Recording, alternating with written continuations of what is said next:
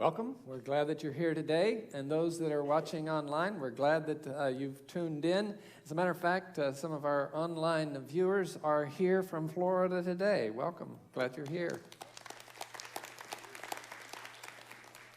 We're finishing up this series about intentional living and for ourselves and for our families, where we make plans for the future.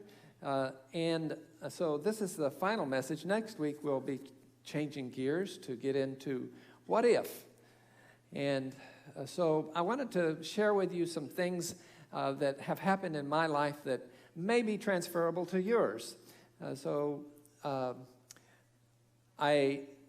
When I turned 18, I made the decision that I was going to leave God, leave home, and leave church all behind, and I joined the Army. My parents were a little bit aghast at that because it was right in the middle of Vietnam, and here I was joining the Army. And so even then, I was very intentional about my plan for the future. Talking with some of the folks that have been career soldiers and wanted to know what I needed to do in order to advance quickly. By the time I had been in the military for 6 years, I had already maxed out, had in hand a recommendation from the general for my next level of advancement as an enlisted man. But the Department of the Army said, you can't go any faster than this, so right here. You got to wait for 4 more years before you get another advancement.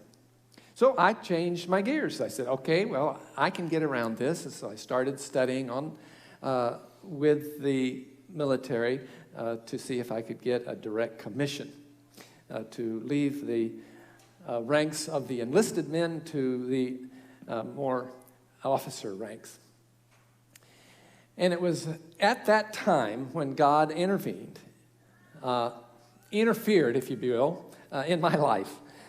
And a very unusual circumstance took place, and I ended up coming back to God because of how He had led through this event in my life. It was basically, I couldn't pick up anything on the radio during my lunch except that one station. Only one station would come through, and that station led me eventually to the Seventh-day Adventist Church. Once I became a Seventh-day Adventist after studying for a month. It only took me a month, Dave, because I was spending 4 hours a day studying my Bible, going through all the lessons that they could give. As a matter of fact, when I went to church on the first Sabbath, I connected with someone who's very evangelistic-minded and saw that I was interested, and so offered their film strip. That was back in the old days when they had film strips and cassette tapes that went with the film strips. And she had the machine and everything. So she said, would you be interested in hearing the 30-lesson series? And I said, sure. So that evening for Vespers, she brought that, and I took it home. Sunday morning, I got up, went to my kitchen, and set the projector up, set the tape player up, and I pushed start, and I didn't stop until all 30 lessons were done. And so that just fired me up even more to study the Bible and work through it. And I became a Seventh-day Adventist. I really appreciated how challenging it was for the information that was available. It was just amazing. They kept feeding me with all this information. I kept devouring it, and have continued reading to this day. At one point, Marcia said, my wife, she says, if I had known how much you read, I would have been a book.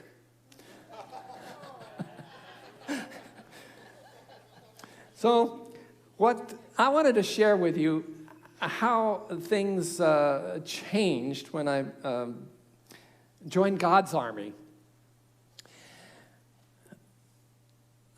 I became intentional about being a Christian.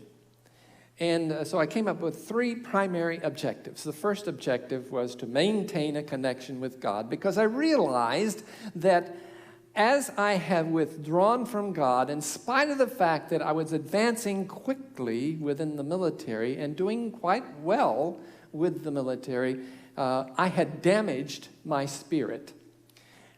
By being disconnected from God, I had damaged my spirit severely. And so in part of my reading, I was trying to figure out, what do I need to do to replenish my spirit and to rebuild what God had intended.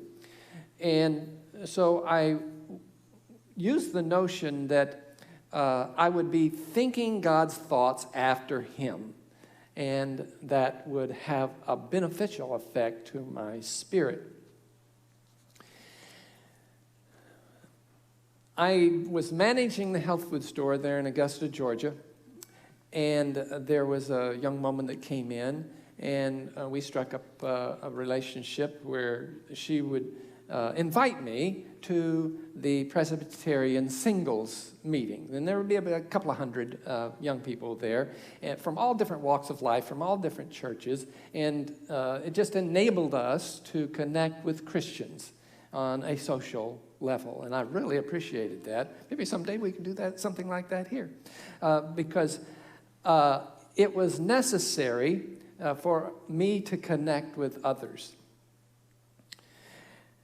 And the person who was my customer, who had invited me to these things, would invite me to a number of different events. I didn't realize that this person was a roommate for Marcia. Now, at these singles meetings, I did see Marcia walk by, and I kind of factored her out immediately because I knew that she was way out of my league. You know, guys, how that goes. You kind of evaluate and you say, I don't have a chance at all with this person. And so you don't go pursue it. But we went to a picnic, and Marcia was there, and it started raining. So we headed to the parking lot, and right next to my car was Marcia's car, and she struck up a conversation with me across the cars while it was raining. And I thought, maybe I do have a chance. How about that? And so while we were talking, she says, why don't you just come over to my place? I'm sure there's going to be a party there. You know Marcia. Of course there's going to be a party at her house. And so I was really charged up. I got into my 914 2-liter, and I took out of that parking lot. I was headed straight to her place, nonstop. And as I was driving along, being all fired up, driving my car, in front of me was a 260Z, the Datsun 260Z. And so I thought, I'm feeling great. I'm just going to pass him and go on around. Well, of course, the pavement was wet, and I had bald tires because I was investing my money in other things. And so he sped up. He didn't want me to pass. So what do you think I did? Well, of course, I tested that accelerator to see if it's still working.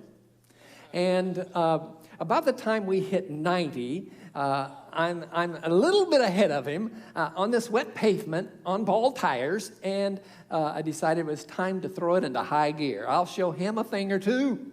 And I depressed the clutch, and immediately I lost traction, and I learned the dance. Round and around I went, and ended up clipping the mailbox for the county commissioner.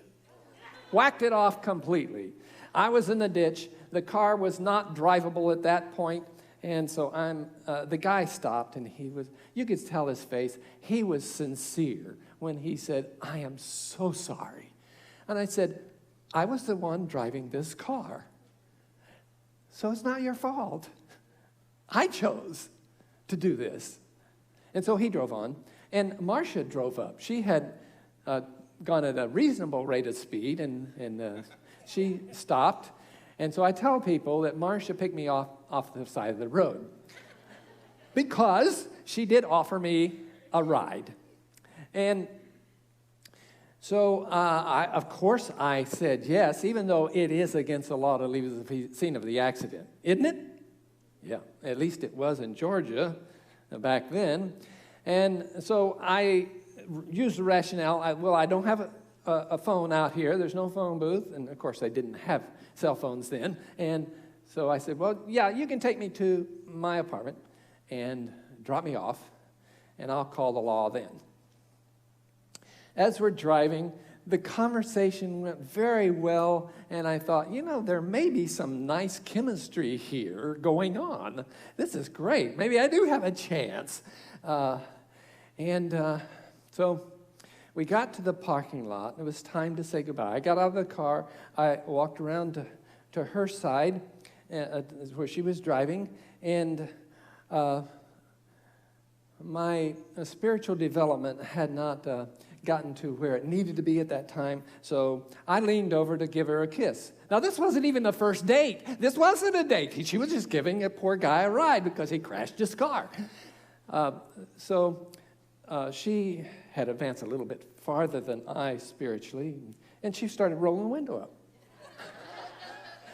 And so I pulled back to keep my head from getting caught in the closed window, and she says, this is not the kind of relationship I want. And so I felt pretty bad by this time, you can imagine. So I had her number, and I called her that night and made amends. I said, I'm so sorry. I really stepped out of line here.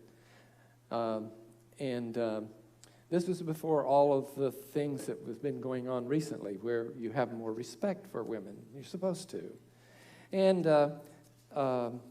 she taught me a thing or two.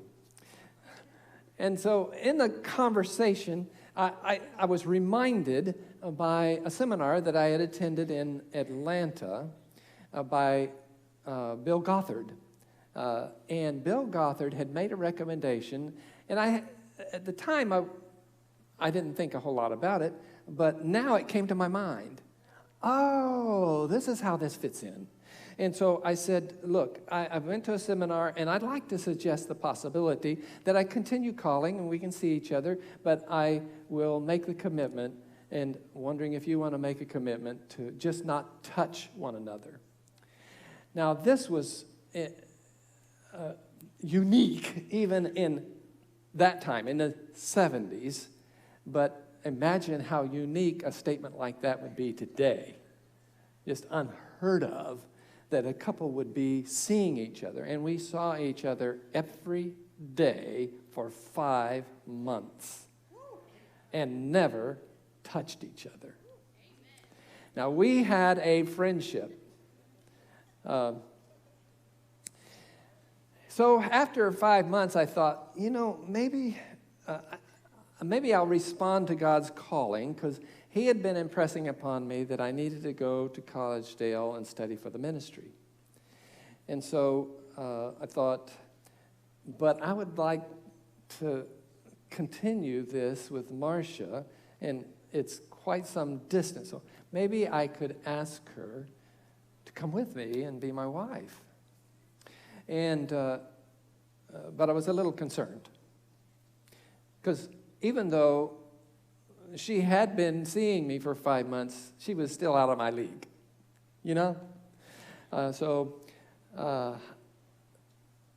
one morning, I got on my knees and I said, I'm going to see Marcia tonight, and I want you to intervene. I want you to intervene. Now, unlike the stories that you've read in school, I wasn't going to trust any other guy to go to her and say this because I didn't want him taking her away from me. So I was asking God. I thought I could trust God. And you can trust God, don't you think? Don't you think you can trust God? Anyway, that was at almost 6 o'clock in the morning. It wasn't until that afternoon when we got together that Marcia, we sat down on the couch, and she said, I got something to tell you. Oh, okay, what is it? She says, well, This morning, I woke up a little bit before 6 because somebody was calling my name. I thought it was my roommate, so I went into her bedroom and woke her up and said, "Were you calling me?" And her roommate says, "No, I wasn't calling you. Go back to bed." And so she went back to bed. In a little bit, she heard her name being called again, Marcia. And she went back again. And so her roommate finally came to the point. She said, "You know what? There's a story in the Bible just like this." Well, Marcia hadn't read that story because she was a brand new Christian. And so she says, "Well, what do I do?" And she says, "Well, go back in there, and if he calls again, just say, 'Here I am, Lord. What have you got?'" And so her name was called again. So she says, "Here I am, Lord. What is it?" And God told her, "You are to be Rick's helpmeet." Now, she had to ask her roommate what that meant because she didn't know what helpmeet was. But she did. And so she was telling me this, and I'm sitting there listening. Well, she was telling me, she was getting a little worried because I wasn't responding. I wasn't saying anything. And so finally I smiled, and for the first time, I took her hand. And that led us to the point where we were in agreement to do what God had wanted. And we pulled out a coin. We flipped a coin to decide when we were going to get married.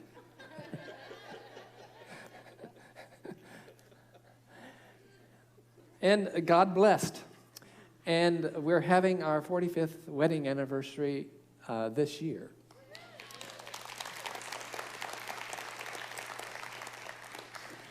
Now, the Bible says in Deuteronomy 4:9, in this connection with God, part of that has to do with those that are around us, especially our children and grandchildren. And in Deuteronomy 4:9, it says, "Take heed to yourself and diligently keep yourself, lest you forget the things your eyes have seen, and lest you depart from your heart all the days of your life, and teach them to your children and grandchildren." Now, we've attempted to do that over the years. And Marcia is really in tune with children. And so what we did early on in our marriage, we had an ottoman. And we would read the children's story from Uncle Arthur and the Bible story series. And so our children have heard many, many times these stories from the Bible. And when we would finish the story, we would gather around the ottoman. We would kneel and have prayer together, children and parents. And then when they were finished, the children would stand up on the ottoman, and we'd bounce up and down and say, "With Jesus in the family, happy, happy home." And then we'd sing that. And when we finished, we all had a group hug. And so when it came time for grandchildren, we had one of the granddaughters over. She was about 3 or 4. And our son had informed us, "Please do not leave the light on while she's sleeping. I don't want her to be constantly fearful about sleeping in the dark." And so we said, "Okay, we'll try to follow what you would like." So we had worship with her that evening, and Marcia was leaving the room and was going to turn the light off. She says, "Grandmommy, don't turn the light off. Please, don't turn the light off." She says, "Well, it's fine. You're fine. Your daddy wants us to turn the light off. Please don't turn the light off." He says, I'm afraid." And so Marcia said, "Well, you don't have to be afraid. Jesus is here, taking care of you. He'll protect you." And she says, "What? Jesus is here?" Because we read about Jesus. She knew who he was. And he's here? Where is he? And she says, "Well, he's here. Really, he's here." She said, "Jesus is here?" And she said, "Yes." And she thought a minute. She says, "Well, Jesus said leave the light on." So when when we tell our stories and when we reveal to our children and grandchildren about our relationship with God, be ready. They're going to filter it through their own mind to come up with their own things. And just be patient, but maintain that connection with God. Now, there's another principle, an objective that I set early on, and that was to invest in the Spirit. I'm not really a financial guru, and I don't invest, except we're 401k, shared contribution. But other than that, I'm not involved. But there's one thing where I would be in the same boat with you guys saying, oh, if only I had known, if only I had known. It was 2010. We were moving from Waycross to minister to the church at Atlanta North. And at that time, because of the sale of the house, we had some money that we were going to reinvest in the house in Atlanta to make it livable, like we liked it. And so I had $1,000 that I could have invested to get returns on. And there was something that was very affordable in 2010. It only cost 39 cents each. It's called Bitcoin. In 2010, each Bitcoin was worth 39 cents, and you could have bought $1,000 worth of Bitcoins. Last year, 2019, it peaked at $19,000 for each Bitcoin. Now, because a lot of people did cash in, it's back down to $10,000 per Bitcoin. Multiply my $1,000 investment. Oh, if only I had known. But really, that's not my real focus in life. I wanted to invest in the Spirit. The principle of making sound investments applies to the spiritual life even more so. And the way my mind worked, I became impressed with Proverbs chapter 23, verse 7. It says, as a man thinks in his heart, so is he.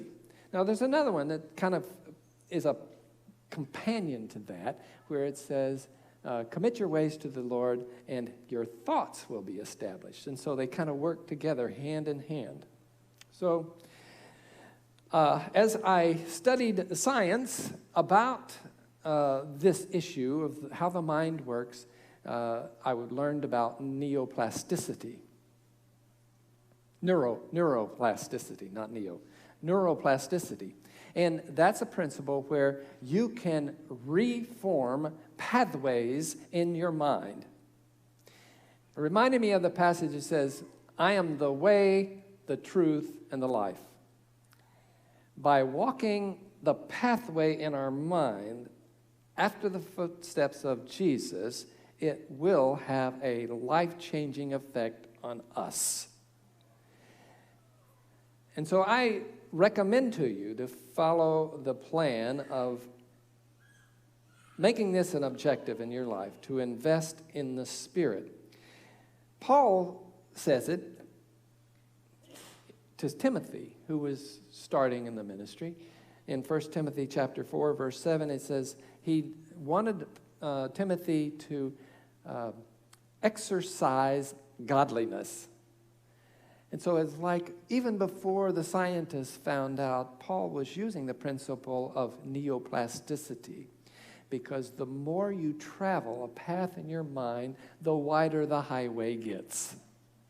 And the easier it is to continue traveling that pathway. It is our choice as to what pathway the mind is going to follow. There is the idea that floating around out there that we cannot control our thoughts. Put that thought out of your mind. You do have something to say about the thoughts that continue coursing through your mind. And you can reestablish correct pathways in your mind. There is a principle that I found in Galatians chapter 6, verse 7, and here's the way I think of it. If you plant watermelon seeds, don't expect to harvest mangoes. You know that principle, don't you? Garbage in, garbage out. What you sow, you shall reap. We have a responsibility, a personal responsibility for the pathways that are established in our minds. The scientists are very clear about the choices that we're making in our mind and how they are affecting our whole being. Now, rather than telling you you need to read your Bible more to search out the history and everything so that you can tell people all about biblical history, I would like to suggest something new. When I thought about this issue of investing in the Spirit, I thought of that passage that says the fruit of the Spirit, love, joy, peace, long-suffering, self-control. That series of, I thought, I believe that Paul is giving us a thumbnail sketch, just a hint, so that our minds can work in that direction. The list is big. So I sat down and I said, let me just write down some spiritual qualities that I can focus on and be prepared. And I was using a principle that says that just like solar panels, human beings are human solar panels catching the rays of God's goodness that we translate and give to the people around us. We are not just to be receptors, consumers. We are to be builders, creators. We're creating an atmosphere wherever we go. And we carry that atmosphere and affect other people. Here is a list, and I'll read through them quickly. Compassionate, dependable, faithful, forgiving, generous, gentle, honest, humble, industrious, joyful, kind, meek, patient, self-sacrificing, and tactful. You can have your own list and add to that. The idea is that these are all things like the rays of light coming from God that are coming your way. And just like there are rays from heaven, from the sun, that are not stopped by buildings that we build. They come through the building and through us. We can learn from that scientific principle and develop our spirit.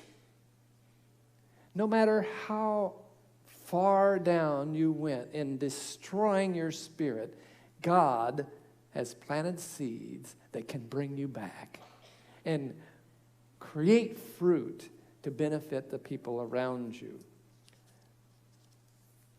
The third objective that I would like to suggest is to expect growth. Now, we recognize this in the real world and the world around us all the time. If you have a child, and after 15 years, you're still changing a child's diaper, and it's only 18 inches tall, it still drinks milk, and it cries all night, you're probably, long before that, going to the doctor and say, "What is it, doc? What's wrong with my baby?" You expect growth. But all too often, we miss that point when it has to do with our own personal, spiritual being. There comes a point in our existence, in our journey with God, that we need to expect some growth. And if we're not getting any, we need to go back to the doctor, the creator, and see what needs to be done in communication with him. Because he says, the good work that I have started in you, I'm going to continue it until the end. I'm not going to give up on you. And he won't.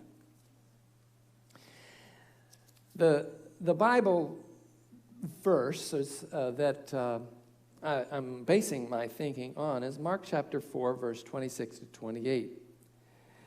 This is what the kingdom of God is like. A man scatters seed on the ground night and day. Whether he sleeps or gets up, the seed sprouts and grows, though he does not know how. Now, just as an example, has to do with self-control.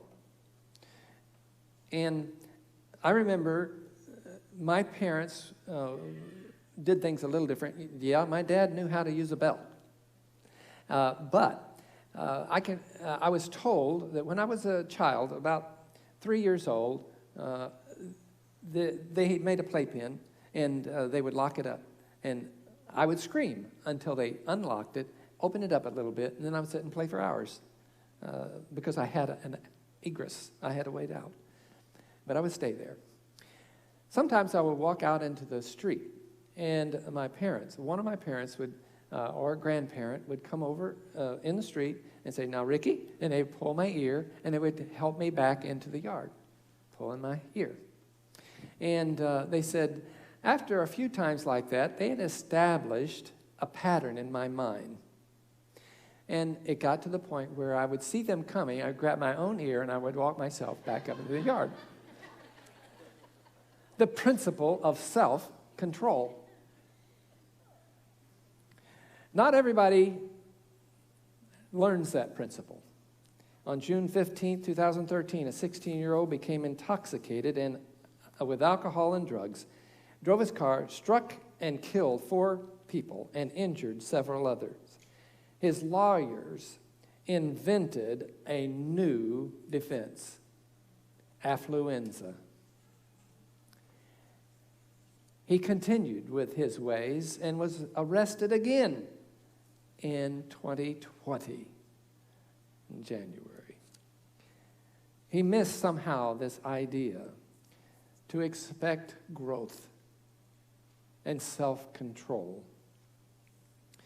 Now, it is problematic sometimes when we become so concerned about the fact that we're not getting anywhere spiritually. We do need to develop a balance between being oblivious to spiritual growth and being neurotic about it. I would recommend that we go back again to maintaining that connection with God and investing in the Spirit and for the benefit of those around us, to be builders rather than consumers. And I like this statement from Winston Churchill, if we keep this in mind. Success is not final. Failure is not fatal. It is the courage to continue that counts. Let us remember that God is creating a good thing in each one of us. He has great plans. We need to be in tune with those plans. May the Lord bless us as we continue to remain connected with Him. God bless us. Well, I have the choice to invest in the things that matter most. So I'm going to do something different this morning and share a song that I wrote with you. It's called Firm Foundation. And the last couple of years, it's been our family anthem a little bit. Our kids love to sing it together. And I'm going to sing it over you. Feel free to join in if you wish. But we want to make sure that we make the investment in the right things as we leave this place. And sometimes life takes turns and twists. Sometimes you make choices. Sometimes things don't work out. Sometimes you don't harvest much in different seasons. But God always can take that time, and He can take you and turn everything around. He can make you new, and He can make something beautiful out of us. So that's what this tune's about.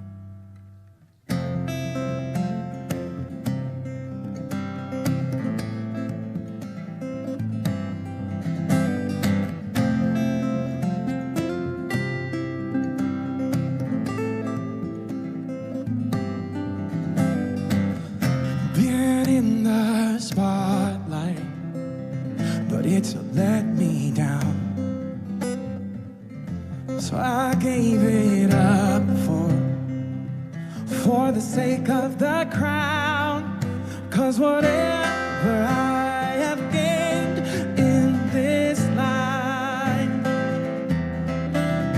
I consider it a loss compared to Christ. You are my firm foundation, my hope and my salvation, Lord of heaven. Come and have your way.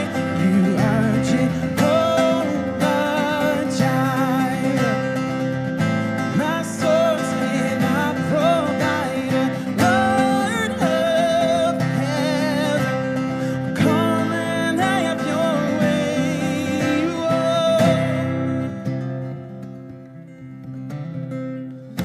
In every struggle for my own dreams,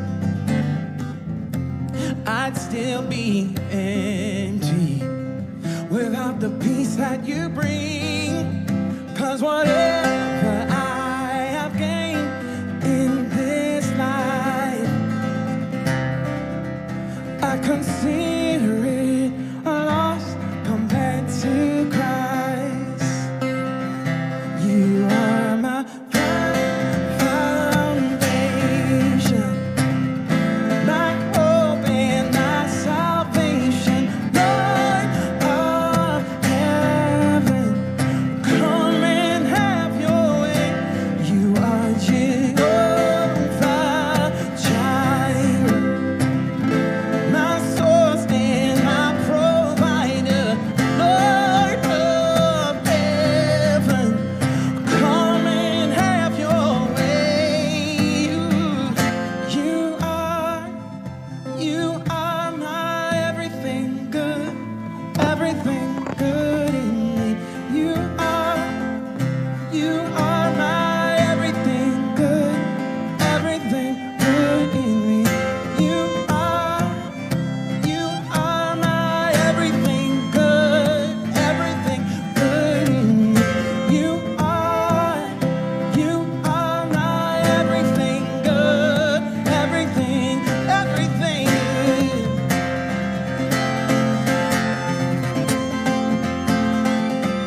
You are my firm foundation, my hope and my salvation, Lord of heaven. Come and have your way. You are Jehovah Jireh, my source and my provider, Lord of heaven. Come and have your way. You are everything good, everything good. You are my everything good, everything good. You are my everything good, everything good in me. You are my everything good, everything, you're everything good.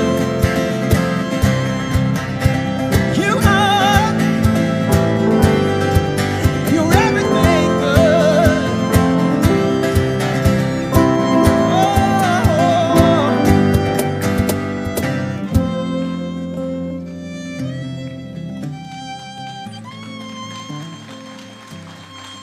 Amen.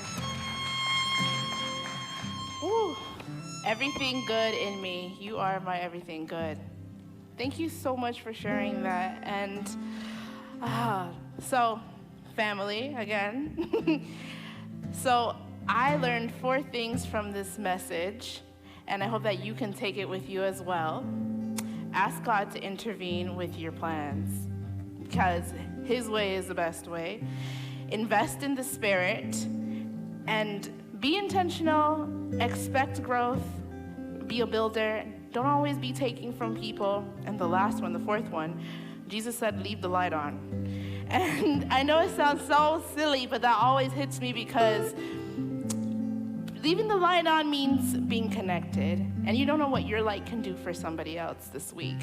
So remember that as we get connected with others and we're trying to be a family, leave your light on. Now, before we go, I just want to remind you that there's a sign-up sheet for the women's ministry, the prayer breakfast. It's at the Welcome Center. And also, visitors, don't forget to pick up your gift because we want to welcome you. And just remember to have an amazing Sabbath and enjoy your day. The weather should be good. Hopefully it's not raining. And if any of you would like someone to pray with you, there's an elder available. They're wearing purple shirts and it should say Hamilton Community Church. I think it's on the front or the left hand side, wherever they are. Just, you can go up to them. Over there. Okay, she's right there, Denise. And she's an amazing prayer warrior. So if you are needing some extra prayer today, she's your person, and she'll be right here up front. Have an amazing Sabbath. God bless you, and God loves you.